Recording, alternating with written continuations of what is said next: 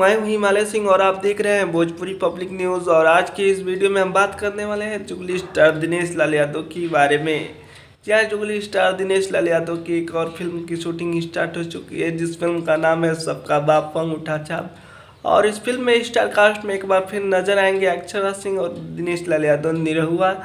और इस फिल्म का जो डायरेक्शन कर रहे हैं वो है पराग पाटिल जी, और इस फिल्म को प्रोड्यूस कर रहे हैं प्रदीप के शर्मा जी। और इस फिल्म का शूटिंग यूपी के खूबसूरत लोकेशन पे किया जा रहा है और आज ही से इस फिल्म का शूटिंग स्टार्ट हुआ है। तो आप लोगों को दिनेश लाल यादव और अक्षरा सिंह की फिल्म सबका बाप अंगूठा छाप का न्यूज़ कैसा लगा कमेंट करके बताइएगा। और हमारे चैनल पे नए हैं तो चैनल को सब्सक्राइब कीजिएगा, लाइक कीजिएगा, क्योंकि ये एक विकलांग बच्चे का चैनल है और आपके विकलांग भाई का चैनल है, तो इसे सपोर्ट करिएगा, क्योंकि आपके लिए बहुत बढ़िया बढ़िया न्यूज़ मैं अपने चैनल पे लाता रहता हूँ।